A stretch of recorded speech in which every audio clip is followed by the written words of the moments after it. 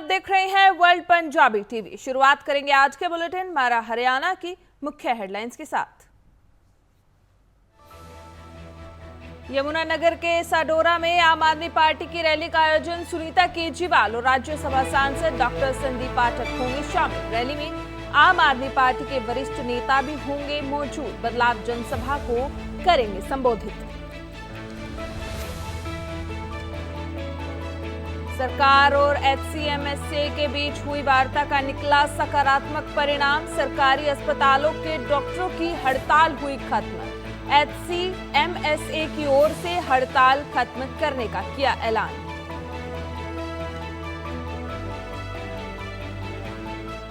रेवाड़ी दौरे पर पूर्व मुख्यमंत्री भूपेंद्र सिंह हुड्डा धन्यवाद सम्मेलन को करेंगे संबोधित। राज बब्बर, कांग्रेस प्रदेश अध्यक्ष उदय भान भी होंगे शामिल।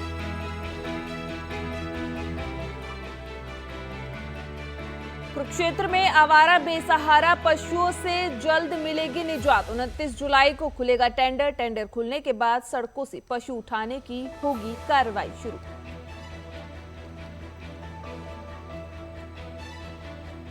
रोहतक में जिला परिषद हाउस की बैठक में जमकर हुआ हंगामा। पार्षदों और चेयरपर्सन के बीच जमकर चली खींचतान। एक दूसरे पर लगाए आरोप प्रत्यारोप।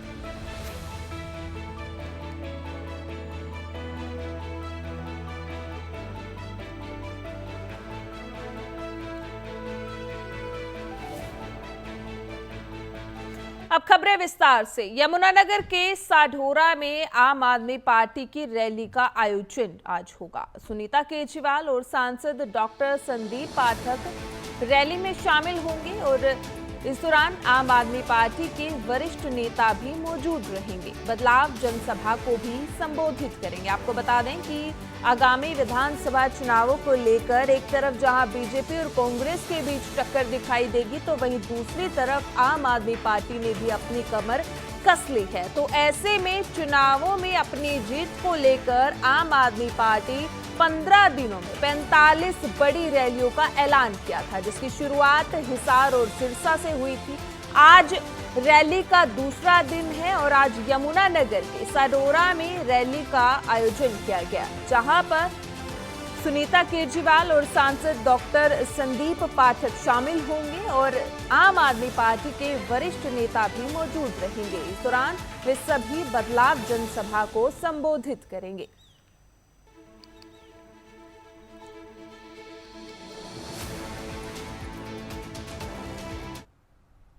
सरकार और एचसीएमएसए के बीच हुई वार्ता का निकला सकारात्मक परिणाम। सरकारी अस्पतालों के डॉक्टरों की हड़ताल खत्म हुई है। आपको बता दें कि एचसीएमएसए की ओर से हड़ताल खत्म करने का ऐलान किया है और आज से सभी डॉक्टर काम पर लौटे। आपको बता दें कि हरियाणा के सरकारी अस्पतालों के चिकित्सकों और हरियाणा सरकार में 2 दिन से चल रहा टकराव आखिर खत्म हो गया। एक दिन पहले ही मुख्यमंत्री के मुख्य प्रधान सचिव राजेश खुल्लर, स्वास्थ्य विभाग के अतिरिक्त मुख्य सचिव सुधीर राजपाल के बीच में ये बैठक हुई, मुलाकात हुई और हरियाणा में 2 दिन से चल रही डॉक्टरों की हड़ताल खत्म हो गई। आपको बता दें कि जो डॉक्टरों की मांगे थी उनको मान लिया गया है और जिसके बाद से आज से सभी डॉक्टर काम पर लौटे।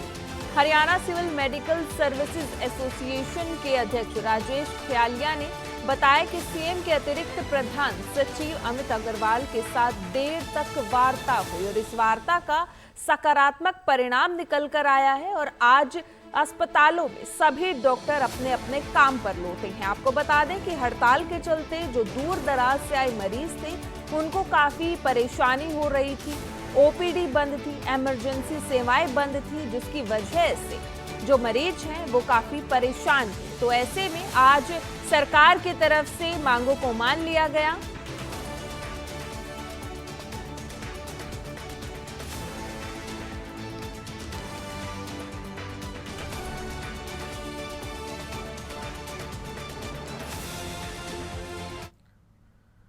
आगे बढ़ते हैं। रेवाड़ी दौरे पर पूर्व सीएम भूपेंद्र सिंह हुड्डा धन्यवाद सम्मेलन को संबोधित करेंगे।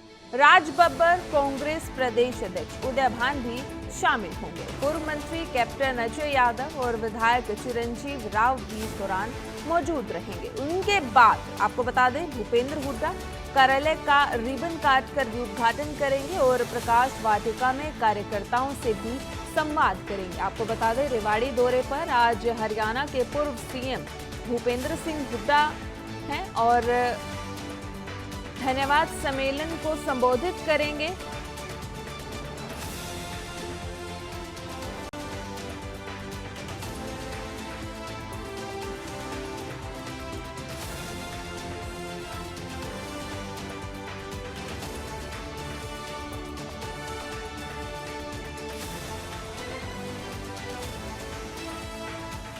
को बता दें कि राजबब्बर कांग्रेस प्रदेश अध्यक्ष उदय भान इस सम्मेलन में शामिल होंगे। रेवाड़ी दौरे पर हैं हरियाणा के पूर्व सीएम भूपेंद्र सिंह हुड्डा धन्यवाद सम्मेलन को संबोधित करेंगे और उसके बाद प्रकाश वाटिका में कार्यकर्ताओं से भी संवाद करेंगे।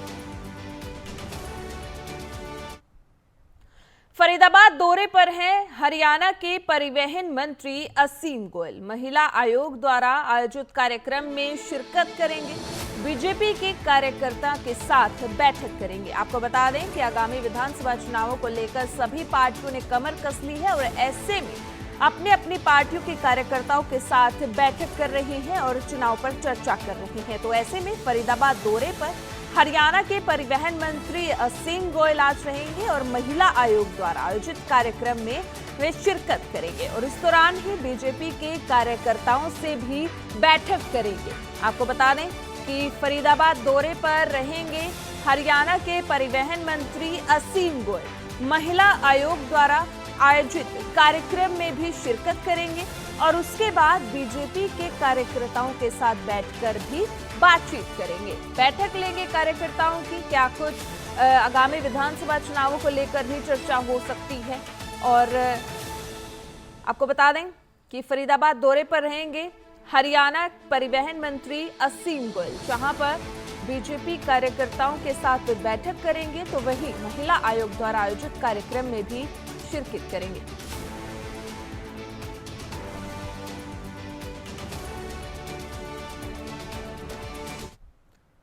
भाजपा ने 6 जिलाध्यक्षों की नई नियुक्ति की है। कैथल बीजेपी जिलाध्यक्ष बने मनीष कटवाड़। भाजपा ने युवा को दी जिलाध्यक्ष की कमान। आपको बता दें कि ये भाजपा के पुराने कार्यकर्ता हैं। इससे पहले जिला परिषद के वाइस चेयरमैन भी रह चुके हैं। आपको बता दें कि भाजपा ने 6 जिलाध्यक्षों को नई नियुक्ति दी है। रेवाड़ी में वंदना पोपली को जिलाध्यक्ष बनाया गया है। कुरुक्षेत्र में सुशील राणा को जिम्मेदारी दी गई है। इसके साथ ही जींद में तेजेंद्र ढुल को भी जिम्मेदारी दी गई है। सिरसा में शीशपाल कंबोज को भी जिम्मेदारी दी गई है। आपको बता दें, हरियाणा में विधानसभा चुनाव से पहले ठीक भाजपा ने 6 जिलाध्यक्षों को हटाकर उनके स्थान पर नई नियुक्ति कर दी है। भाजपा ने हिसार, जींद, सिरसा, रेवाड़ी, कुरुक्षेत्र और कैथल के जिलाध्यक्ष बदले हैं। कैथल में मनीष कटवाड़ को जिलाध्यक्ष बनाया है। रेवाड़ी में वंदना पोपली को जिलाध्यक्ष बनाया है तो वहीं कुरुक्षेत्र में सुशील राणा को जिलाध्यक्ष की जिम्मेदारी दी गई है। वहीं जींद में भी तेजेंद्र ढुल को जिम्मेदारी दी गई है। सिरसा में शीशपाल कंबोज को भी जिम्मेदारी दी है।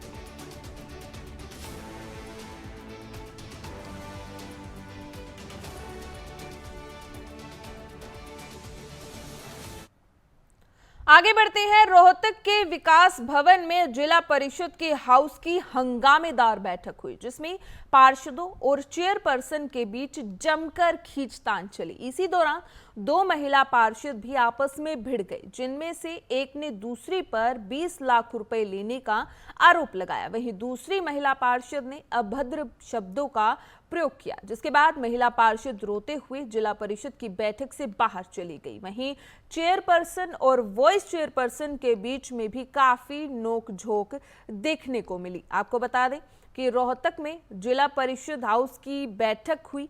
इस बैठक में जमकर हंगामा हुआ। पार्षदों और चेयरपर्सन के बीच काफी खींचतान चली और ऐसे में चेयरपर्सन और वाइस चेयरपर्सन के बीच भी नोकझोंक देखने को मिली।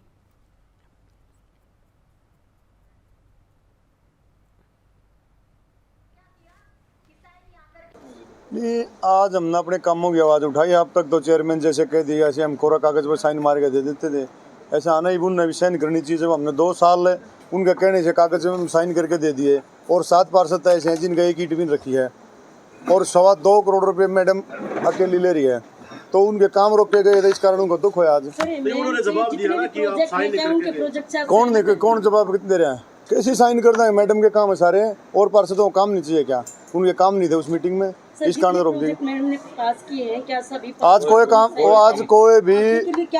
आज कोई भी प्रोजेक्ट पास नहीं होया। आज मैडम का कोरम नहीं था।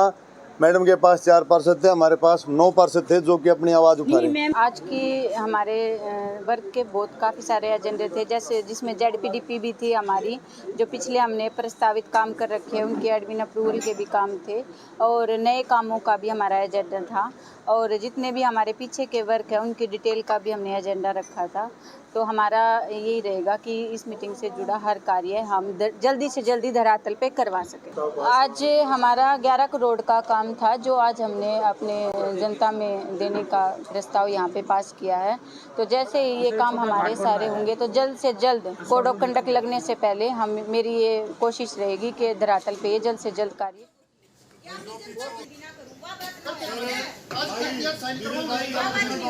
इसके तो चैन गुट्ठी ना थी, चैन गुट्ठी पारे बैठे 20 लाख क्या भी ले ली है। कोई नहीं बोलेगा। सदन में ये बताया जाए 20,000 का सामुदायिक केंद्र, सांस्कृतिक केंद्र, जिला परिषद। जैसे पिछली बार इन्होंने क्या किया कि साइन यहाँ करके नहीं गए और जाके अधिकारियों को फोटो दिखा दी। वो एजेंडा ही नहीं है तो पास जनता ने हमें बनाया है तो हम जनता के काम करवाने के लिए आगे बढ़े, ना कि ये चालबाजी।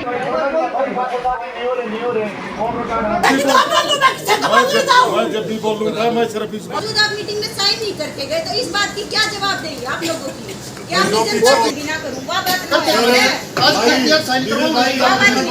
इसके तो चैन गुट्ठी ना थी, चैन गुट्ठी पारे बैठे 20 लाख क्या भी ले ली है। आगे बढ़ते हैं। हरियाणा में विधानसभा चुनाव जैसे जैसे नजदीक आ रही हैं, वैसे वैसे सभी पार्टियों की ओर से बैठकें और रैलियां की जा रही हैं। पार्टियों का आरोप प्रत्यारोप का दौर भी जारी है, जिनमें हरियाणा मोहनलाल बडोली ने कांग्रेस पर निशाना साधा है। आपको बता दें कि कांग्रेस ने 10 साल हरियाणा पर अत्याचार किया है। राज्यसभा के चुनाव में बीजेपी के पास फुल बहुमत है। हरियाणा में तीसरी बार बीजेपी की सरकार बनने का दावा किया है। मोहनलाल बडोली ने कांग्रेस पर निशाना साधा है। कांग्रेस के झूठ का पिटारा खोलने का बीजेपी करेगी काम, ये कहना है हरियाणा के प्रदेश अध्यक्ष मोहनलाल बडोली का। इसके दौरान उन्होंने क्या कुछ कहा, आइए आपको सुनाते हैं। जो लोगों के साथ अत्याचार करने का कांग्रेस ने काम किया था, भारतीय जनता पार्टी की सरकार 10 साल की उपलब्धियां, जन कल्याण की नीतियां जो माननीय मुख्यमंत्री नायब सिंह सैनी जी ने जो लागू की है, पंचायतों को सम्मान दिया है, जनप्रतिनिधियों को सम्मान दिया है, किसान को सम्मान दिया है, महिलाओं को सम्मान दिया है, युवाओं के रोजगार की चिंता की है। ऐसे लोकप्रिय मुख्यमंत्री नायब सिंह सैनी जी के नेतृत्व में हरियाणा प्रदेश में तीसरी बार भारतीय जनता पार्टी की डबल इंजन की सरकार आने वाले इस विधानसभा 2024 के चुनाव में बढ़ेगी। भारतीय जनता पार्टी का कार्यकर्ता प्रत्येक घर घर जाएगा, भारतीय जनता पार्टी की उपलब्धियों को बताएगा और कांग्रेस पार्टी का जो झूठ का पिटारा है उसको खोलने का काम करेगा। कांग्रेस का 10 साल का हिसाब जो लोगों के साथ अत्याचार करने का कांग्रेस ने काम किया था वो हरियाणा प्रदेश की जनता कांग्रेस को देगी। राज्यसभा में हमारा स्पष्ट बहुमत है, पूरी हमारी ताकत के साथ हमारा राज्यसभा। आगे बढ़ते हैं। ओलंपिक्स शुरू हो चुके हैं। इस बार हरियाणा से अलग अलग खेलों में लगभग 25 खिलाड़ी हरियाणा से ओलंपिक्स में भाग ले रहे हैं। उनमें से अंबाला के बराड़ा का रहने वाला शूटर सरबजोत भी उनमें हिस्सा ले रहा है। शूटिंग में कई मेडल जीत चुका है सरबजोत, अब ओलंपिक में अपना जोहर दिखाएगा। सरबजोत के परिवार, खासकर उनकी माता पिता बहुत खुश नजर आ रहे हैं और मेडल लाने की भी उम्मीद कर रहे हैं। उनका कहना है कि पहले तो ओलंपिक तक पहुंचना ही बहुत मुश्किल है, लेकिन सरबजोत वहां तक पहुंचा है, ये उनके लिए फक्र की बात है।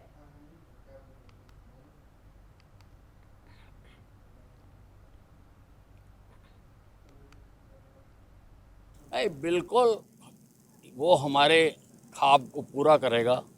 हम ये सुविधाएं यहाँ पर इसीलिए बना रहे हैं।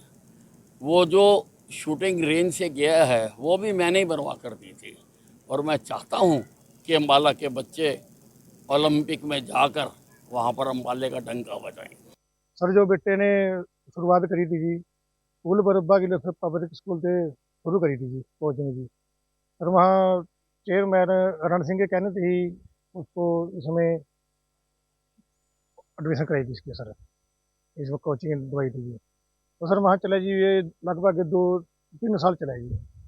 सर फिर 2016 में जी अभिषेक राणा जी से मिले जी, तो उनके अकेडमी में ज्वाइन कर लिया इसने सर।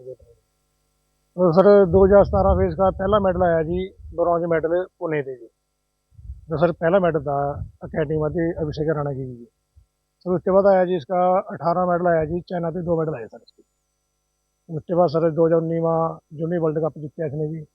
2019 में और भी मतलब टीम में मेडल जीते इसने, जर्मनी दी जी इस बार।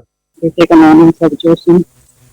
और क्या कहना चाहेंगे बेटा ओलंपिक में क्या रहा सफर, कितनी मेहनत करनी पड़ी? बहुत मेहनत करनी पड़ी, बस कह नहीं सकते जी कितनी मेहनत करनी पड़ी।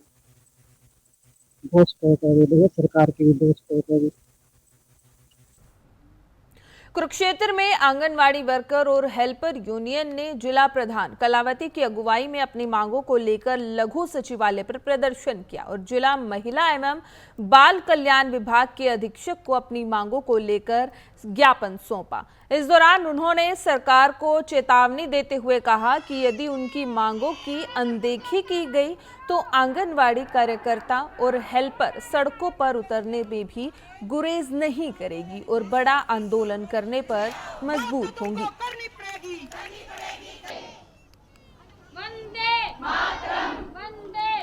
हम अपने ज्ञापन में देंगे देखिए डीसी को, और डीसी साहब को अपनी मांगों को लेकर इनसे बातचीत भी करेंगे। क्या मांगे रहेंगी आपकी? हमारी मांगे रहेंगी हमको जल्दी से जल्दी पक्का किया जाए, और जो हमारे ऊपर आसपास के जो काम थोपे जाते हैं आंगनबाड़ी वर्कर के ऊपर वो ना थोपे जाए। जो हमारा कार्य है आंगनबाड़ी कार्यकर्ता का वही कार्य हमसे करवाई जाए। पहले भी आपने धरना दिया होगा, तो क्या रहा था उसमें? हम धरना देते हैं, जब भी मिला है नहीं मिलता कुछ भी। डीसी साहब को या मांग पत्र देते हैं, और जो भी हमारे पास अब तक सैलरी हमारी इकट्ठी हुई है वो हमारे धरना प्रदर्शन करने से ही हुई है। जब भी हम धरना प्रदर्शन करते हैं तो ये कभी 500 कभी 200 ऐसे हमें भी की तरह बढ़ा देते हैं और दे देते हैं। हमें तो ये चाहिए कि हमें कुशल अग्रसर दर्जा दिया जाए या जल्दी से जल्दी पक्का किया। आगे क्या कदम रहेगा आपका? अगर इन्होंने आज हमारी बात ना मांगी, इस धरने जो हम मांग पत्र देंगे उसके ऊपर विचार ना किया तो हम आगे अपना धरना जारी रखेंगे। अगर वो बात पॉजिटिव रही, शांति प्रिय रही, हमारे वर्कर हेल्पर के हक में रही, तो ये धरना टाल दिया जाएगा। यानी जितना लंबा संघर्ष चलेगा हमारा, और सरकार जब तक हमारी मांग नहीं मानेगी तब तक हम पीछे नहीं हटेंगे। ये हमारी मुख्य मांग है। आप किस क्या है आपका मेन रीजन यहाँ पे आज धरना प्रदर्शित करने का? मेन रीजन नहीं है आज हमारा, मेन तो ये है कि भी हमें कर्मचारी का दर्जा दिया जाए, और कर्मचारी का दर्जा जब तक सरकार नहीं देती तब तक न्यूनतम वेतन दिया जाए। और न्यूनतम वेतन के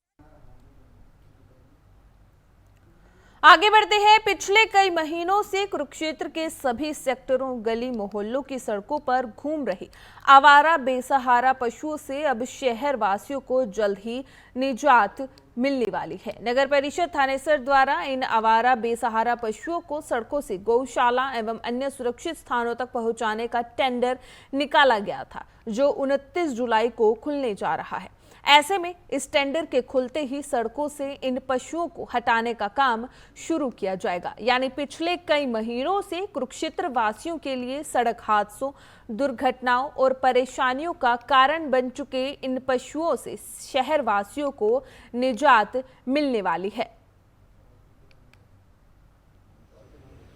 देखो जी, गाय हमारी माता है तो हम उसको आवारा तो कह नहीं सकते किसी भी लिहाज से। दूसरी बात जो मैं कहना चाहता हूँ, संख्या अधिक होने के कारण सड़कों पे जो एक्सीडेंट होने लग रहे हैं उससे लोगों को बहुत ज़्यादा नुकसान हो रहा है। उसकी कई बार शिकायतें नगर परिषद थानेश्वर में पहले भी आ चुकी हैं। अब ये समस्या बहुत ज़्यादा बढ़ चुकी है, जिसको देखते हुए हमारी टेक्निकल टीम ने बहुत प्रभावी कदम उठाए हैं। इसके लिए टेंडर की निविदाएं मांगी गई हैं। सोमवार को हमारा टेंडर खुल जाएगा दोबारा।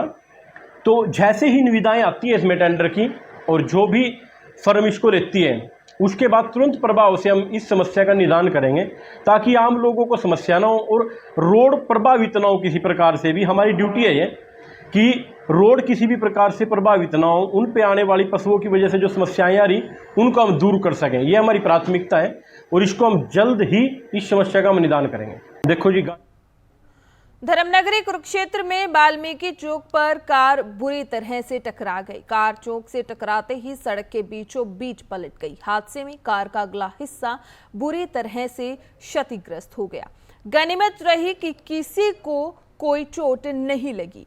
उस दौरान आगे पीछे वाहनों का आवागमन में काफी नामात्र या अन्यथा कोई बड़ा हादसा घटित हो सकता था।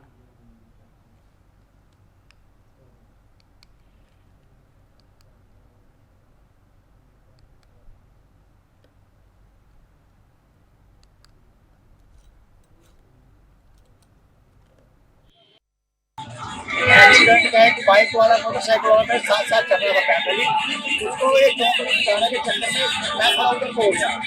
तो शायद मेरा जजमेंट थोड़ा गलत हो गया, मुझे लग रहा है। मैं उधर जज नहीं कर पाया, बट मेरा ध्यान बाइक की तरफ जा रहा था। तो चौक में लगी बस। थैंक गॉड के किसी को नुकसान नहीं हुआ है, मेरी गाड़ी को नुकसान है, कोई बात नहीं। किसी और को कोई नुकसान नहीं हुआ? किसी को कोई नुकसान बस गाड़ी का नुकसान है। बचाने के चक्कर में मेरा ही नुकसान हुआ है। मैं भी सेफ हूँ, थैंक गॉड। आप कहाँ से कहाँ आ रहे थे? मैं शाहबाद गया था और अभी अपना मेरा थर्ड गेट के पास ही घर है, कोई घर ही पहुंच गया था शायद, आई डोंट नो ये होने थी, बट किसी को बचाने के चक्कर में थैंक गॉड कि मैं किसी को नुकसान नहीं पहुंचा।